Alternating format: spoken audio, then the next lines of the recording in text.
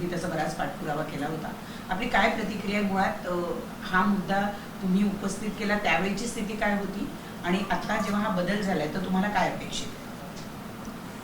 नाही, काय अपेक्षेपेक्षा मी थोडं ते असंच जाईन की 2008मध्ये जेव्हा राजसाहेबांनी आणि महाराष्ट्र सैनिकांनी जेव्हा आंदोलन उभं केलेलं ह्याच गोष्टीच्या विरोधात की रेल्वे प्रशासनात मराठी भाषाच नव्हती तेव्हाचं, ते मला वाटतं ममता बॅनर्जींना भेटलेले. ममता बॅनर्जींनी ते घडवून आणलेलं की प्रत्येक राज्याच्या राज्यभाषेत ही परीक्षा घेतली जाईल.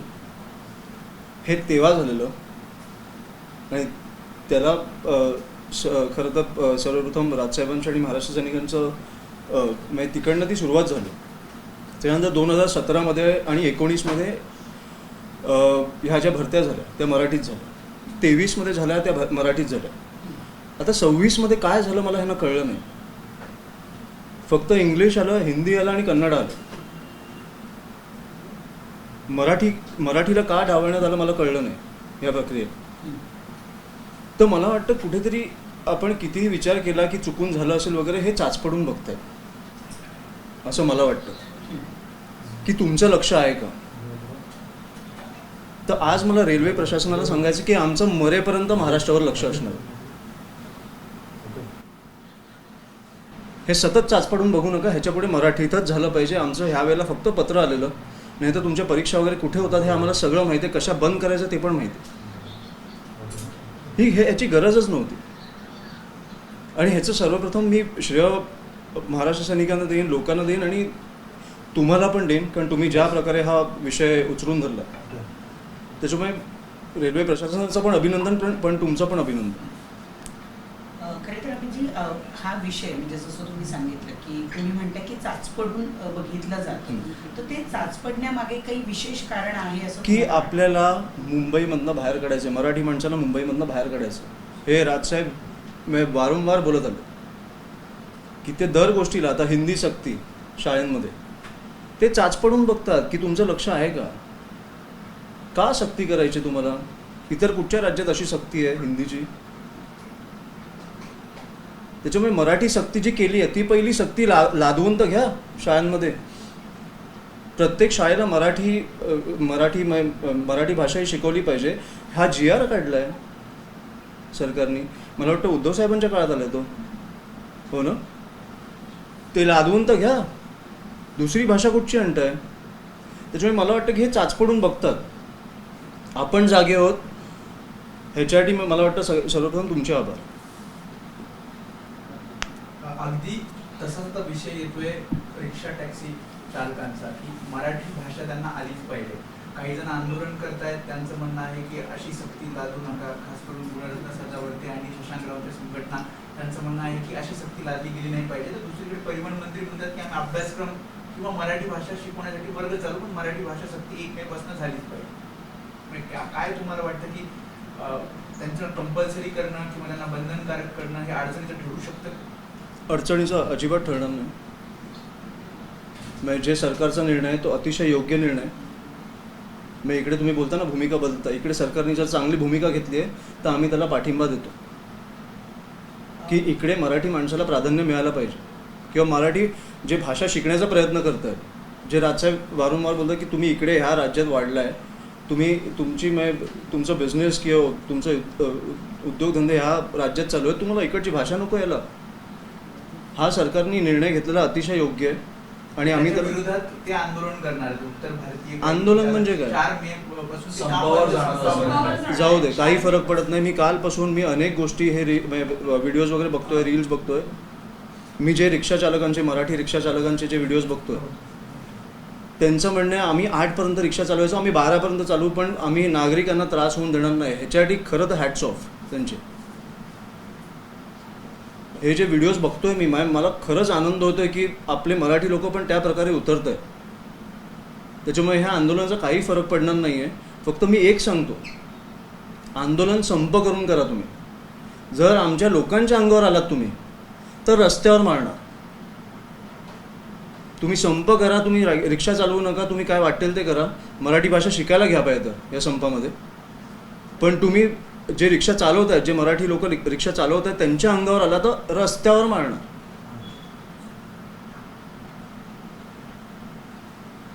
पण मग आता यामुळे राज्यातली कायदा सुव्यवस्था बिघडेल असं नाही का वाटत? नाही, मला वाटतं ते सरकारनेच निर्णय घेतला म्हणून कायदा सुव्यवस्था बिघडलीच नाही पाहिजे. त्यांनी ती कायदा सुव्यवस्था लावली पाहिजे की कशा प्रकारे संप झाला तरी कुठेही मारहाण नाही होणार. शांतपणे तुम्ही संप करा ना. तुम्हाला आम्ही दाखवून देऊ की मराठी रिक्षाचालक काय आहेत. आणि जी तुम्हाला भीती आहे की जर तुम्हाला भीती असेल की आम्ही संप केल्यानंतर पण रिक्षाचालक चालू असतील तर ती भीती असली पाहिजे. कारण आमचे रिक्षाचालक हे सक्षम आहे. मुंबईभर रिक्षा चालवतात. आम्ही तुम्ही आताच म्हटलात की मराठी रिक्षाचालक सक्षम आहेत, पण कुठे ना कुठे असंही अनेक लोक दाखवतात चित्र की इतके हिंदी भाषिक रिक्षा जे चालक आहेत ते जास्त वाढलेत मुंबईत. तर कुठे ना कुठे हा सुद्धा एक अंडरकरंट आहे का दाखवायला की आपण हिंदी भाषिक रिक्षाने जास्त मुंबईत चालवतात, त्यामुळे मुंबईकरांना त्यांच्यावर अवलंबून राहावं लागेल, दाखवण्याचा प्रयत्न आहे का? प्रयत्न करू दे ना. आपल्याला सत्य परिस्थिती माहिती आहे ना. काही फरक पडणार नाही. जा ना संपावर, म्हणून मी तर बोलतो जा. पण हा जो सरकारने निर्णय घेतला हा योग्य आहे की आमची भाषा शिका, किंवा तुम्ही मराठी असाल तर तुम्हाला रिक्षा परवाने मिळतीलच, पण तुम्ही भाषा शिकलात तरी मिळतील. हा उत्तम निर्णय. तुम्ही संपावर जा. मला वाटतं की हा जो आक्रोश आहे की आम्हाला भाषा येत नाही किंवा आम्हाला हिंदीच येतं वगैरे, त्याच्यापेक्षा भाषा शिकायला घ्या. तो वेळ तिकडे घालवा ना. आज काही मराठी अभ्यासकांनी परिवहन मंत्र्यांबरोबर भेट घेतली आणि तिथे असा त्यांच्या बैठकीमध्ये एक सूर निघालाय की केवळ संवाद साधण्यापुरती मराठी जरी आली तरीही पुरेशी आहे. त्यामुळे 2 पानांचं एक बुकलेट काढलं जाईल ज्याच्यामध्ये रिक्षा चालक आणि बसलेला जो प्रवासी आहे यांच्यामध्ये संवाद होऊ शकेल. एवढीच वाक्य जरी शिकली तरी चालेल असं शासनाचं म्हणणं आहे. तुमचं यावर काय मत? प्राधान्य मराठी माणसाला दिलं पाहिजे. त्याच्यानंतर आम्ही जे मराठी शिकण्याचा प्रयत्न करतात त्यांना देऊच. आम्ही म्हणजे सरकारने दिलं पाहिजे. आणि हेच राजसाहेब बोलत आले की तुम्ही शिकण्याचा प्रयत्न करा. उगाच अंगावर नका येऊ ना की आम्हाला ही भाषा शिकायचीच नाही आहे किंवा आम्ही बोलणारच नाही वगैरे. ह्याच्यामुळे वाद चालू होतात. 2 पानी पुस्तकी जरी शिकला तुम्ही तरी एक सुरुवात आहे ना की तुम्ही आमच्या राज्यात आता एक भाषा शिकताय आमची, जी खूप महत्त्वाची भाषा आहे, ज्याला खूप कष्ट लागले आहेत एक भाषा बनवायला. त्याच्यामुळे उत्तम जे संवाद झाला असेल उत्तम आहे, पण प्राधान्य हे मराठी माणसाला मिळालं पाहिजे. बरेचसे मराठी लोक मात्र रिक्षा चालवताना हिंदीत बोलतात, त्याबद्दल काय? ते आधी झालं ते. मी पण राजसाहेबांनी आंदोलन घ्यायच्या आधी मला मराठी भाषेचं महत्त्व माहीत नव्हतं, तेव्हा मी पण हिंदीतच बोलायचो ना. पण आपल्या जेव्हा एका भाषेचा महत्त्व कळतो तो कोणतरी एक लागतो की आपल्याला समजवायला, तेव्हापासून तू हिंदीत बोलला तर मी मराठीत बोलणार. मला हिंदी येतच नाही. हे जेव्हा आपलं आंदोलन चालू झालं तेव्हा नंतर मला वाटतं हिंदी भाषिक पण मराठी बोलायला लागले बरेच. त्याच्यामुळे हे आपण समजून घेऊ ना. त्यांच्या शेवटी पोटाचा विषय. त्यांच्यासाठी कोण उभं राहणारा मिळाला त्यांना तर मला वाटतं की ते मराठीतच बोलणार ना. त्यांच्या भाषेला सोडून ते का बोलतील वेगळी भाषा? आणि मला वाटतं हे राजसाहेब उभे राहिले. शशांकराव सारखी जी युनियनची लोक आहेत त्यांचं एवढंच म्हणणं आहे की लायसन्स रद्द करणं हे फार टोकाचं पाऊल असेल, कारण एका गरीब व्यक्तीचं घर. मग मराठी भाषा शिका. हे 2 पानी पुस्तिका आहे ती वाचा. चालू करा. प्रयत्न तर चालू करा. सदावर्ते सारखे जे प्लीज त्यांचं म्हणणं आहे की तुम्ही आता काहीही कुठेही नका जाऊ. त्यांचं म्हणणं फक्त आहे की असू दे. संविधान किंवा कायदा म्हणतो की कुणालाही भाषेची त्यांच्या म्हणण्याला तुम्ही दाखवता हेच खूप आहे. आम्ही प्रक्रिया देण्यावर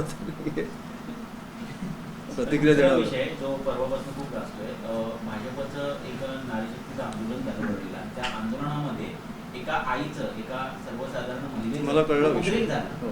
तर तिला आता सोशल मीडियावरती ट्रोल केलं जातंय, तिच्याबद्दल काही म्हटलं जातंय. सरकारमधले मंत्री म्हणतात की जी भाषा तिने वापरली ती योग्य नव्हती. तर या सगळ्यावरती तुमचं काय मत? मला वाटतं ती महिलेने जे केलं ते अतिशय योग्य होतं. हे माझं म्हणणं आहे.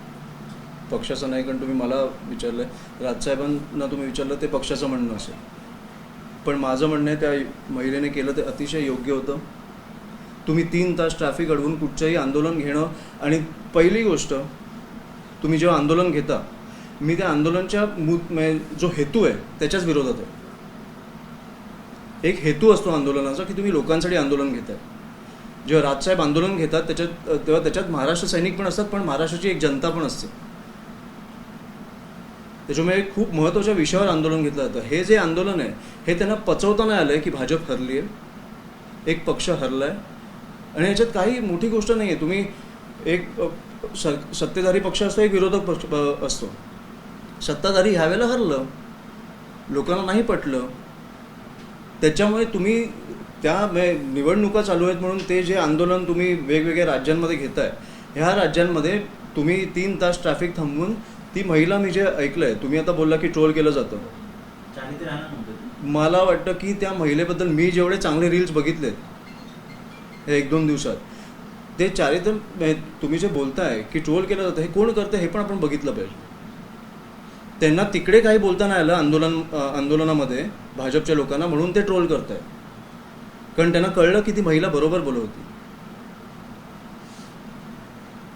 हे आपण बघितलं पाहिजे की कोण ट्रोल करतंय. पण मी जे चांगले व्हिडिओज बघतोय अशा वेळेला ती बरोबर बोलत होती की बाजूला एक एम्प्टी ग्राउंड आहे, तिकडे जाऊन बोला ना तुम्ही 3 तास. मला वाटतं की गरीब असेल, मध्यमवर्गीय असेल किंवा तुम्ही एलिट क्लास जे म्हणता, ती तिच्या मुलाला घ्यायला चाललेली शाळेत.